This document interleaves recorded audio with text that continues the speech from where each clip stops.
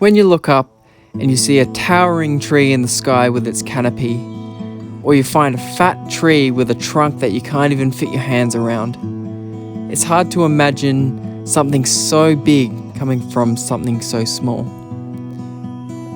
I reckon we've cut a few too many of these trees down. There's barely any old growth left. So over the last few years, I've learned how to germinate lots of different trees, and I've gone to lots of different nurseries too, and I've decided, hey, I can probably plant some trees that will turn into old growth too.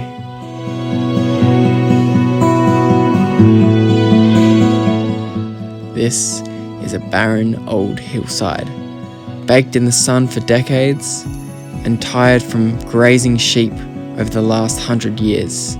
There hasn't really been a tree on this hillside for a long time. Compare this to this.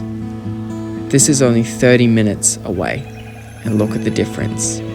Yes, climate and rainfall slightly differs, but my point is that this hillside doesn't have to be barren. It can be lush, and there can be lots growing. Now, the first thing I'm planting today is a beautiful Wollemi pine. Usually I wouldn't plant something like this so early on in a re-veg, but during the time in March I knew I was moving country and I wanted this to be a part of the re-veg.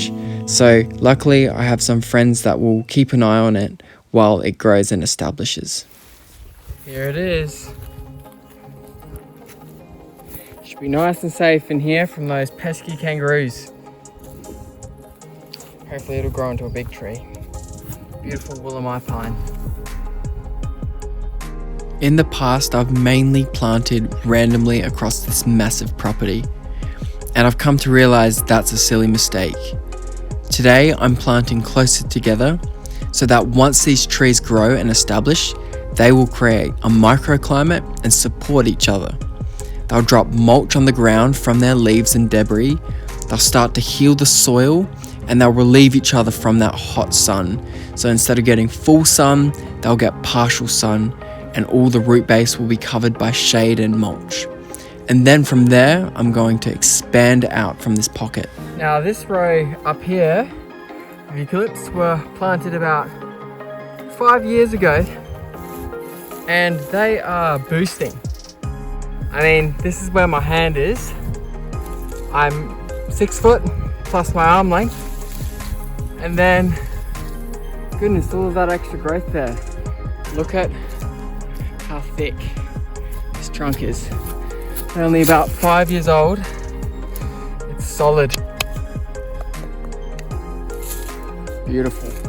This guy here is literally probably about 20 feet tall. If I stand up next to it, it's my head height. Look at all of that growth. Incredible. So here are some hoop pines I germinated from seed. These guys, they've still got the cotyledons on, which is the fancy word for their first leaves once they germinate. But these guys are only in there at the end of their first growing season. And then got their big brothers here. And this is their second year for these guys. And then this one here is another hoop pine of mine that I planted a while ago.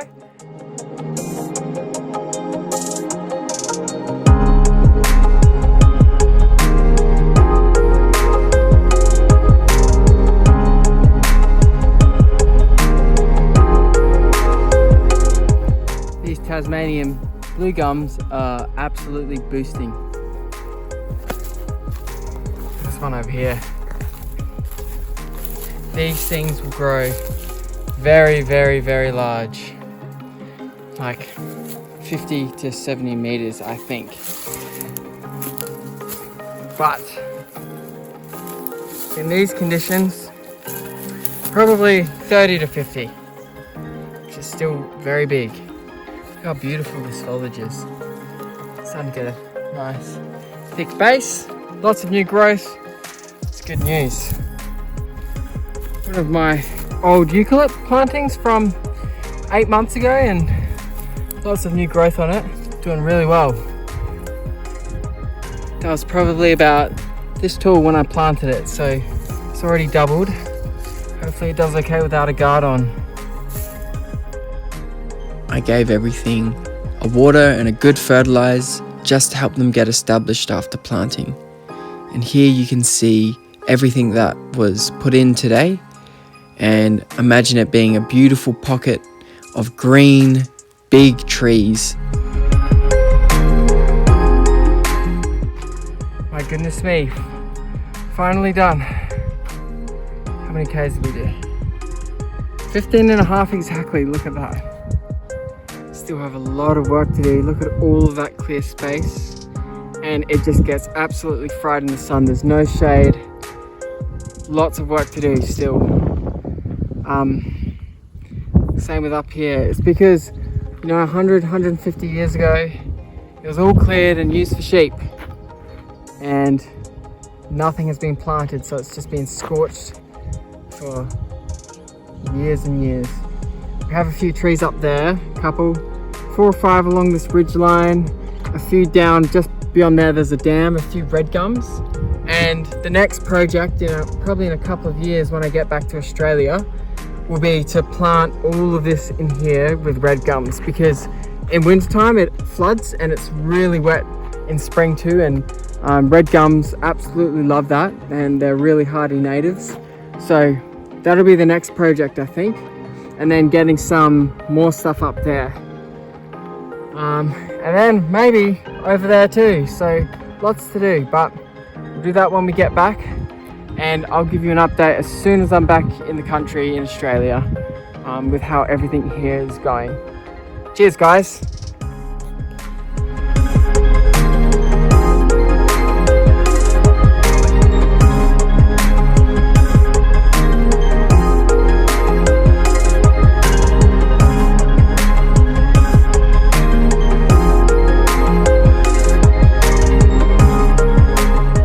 Today we have about 30 or 40 trees, and we have really tough Australian natives. A lot of them are endemic to the area, but we have some from the east coast too, some really hardy trees. So we have some callistemens, melaleucas, some banksias. Then we have some Moreton Bay figs and some subspecies or slightly different species to the Moreton Bay fig. We have bunya pines, curry pines, which I think is Agathis robusta or something like that. Beautiful, beautiful tree. These things grow massive. We have some Irawara flame trees, so I think they're part of the Brachiochiton family or genus. Some hoop pines, eucalypts, some xanthorrheas, which are Australian grass trees, Willamite pine. So we're going to whack them in today.